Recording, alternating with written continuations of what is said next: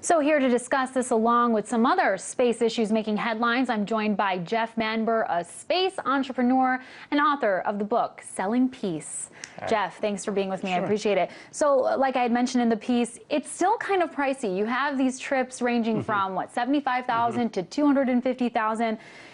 I think a lot of people still can't really afford that. Will traveling to space be accessible to the general population anytime soon? You can't afford $75,000 here, yeah, in my pocket. Well, first off, to go to real space, the International Space Station runs about $30 million, and that's on the Russian rocket Soyuz. And that's what Dennis Tito did. Right. And so this is lowering the price, and we're all excited about this. So I mean, if there's a lot of net worth individuals that can afford 75. But it's still for wealthy people, right? Of course. I mean, maybe there'll be a scholarship. Maybe there'll be a scholarship one day, but it's going to be a long, long time before it comes down below that. But even at these prices, Virgin Galactic has some 650 people who have reservations. There's another smaller company called Xcore. They have several hundred people. So we're really seeing the frontier finally opening up. Are you excited by it? I am excited. I mean, I was involved in the Dennis Tito, and everyone thought we were crazy in doing that. He wasn't the world's first space tourist. There were two before him.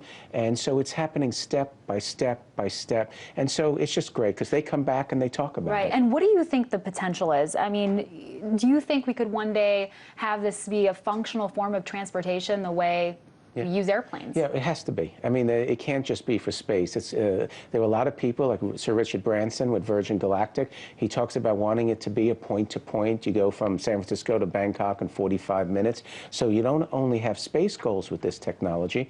Those are more emotional. It's getting the whole society to experience the beauty of space. But also, I think, not the next generation, but two generations of aviation will be point-to-point. These are planes that go skirt into space and then land on the other side of the globe under an hour later. Absolutely. Well, earlier this year, we saw a company called Orbital successfully send its first rocket filled with supplies to the International Space Station. That's just one private company. But who are the major players in the private space market right now? And is there really a lot of competition that exists between them? Well, it depends. We have competition, and that's new. Orbital sent payloads to the space station. They're funded by NASA, but it's commercial because if they don't succeed, then they don't get paid. Their competition is Elon Musk with SpaceX, and he's in the same situation. He has to succeed.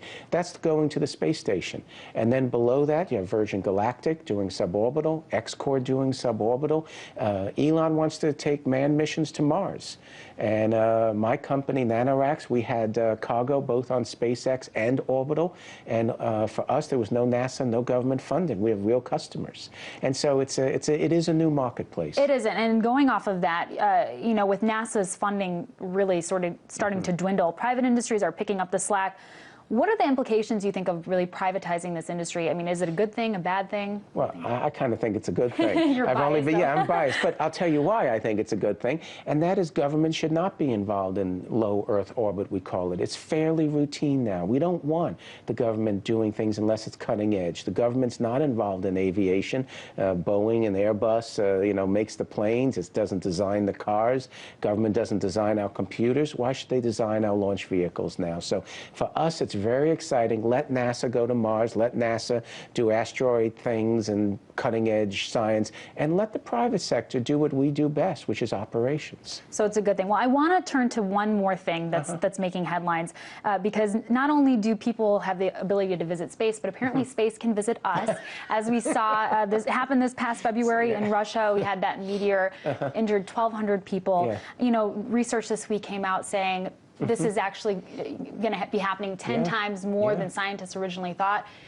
How should people really sort of ingest that news? Should we be scared or what? Well, we should be scared. I mean, for us in the business, one of the fundamental reasons to have a space program is to prevent the Earth from getting wiped out. It's the ultimate environmental program. And for us, the fact that people ignore this is like the person who won't go to the doctor. So, I mean, we should focus on this. We should try and come up with the means to prevent what will be an inevitable city one day being wiped out. Absolutely. Well, I do appreciate you coming and breaking it all down for us. Jeff Manber, space entrepreneur. Thank you.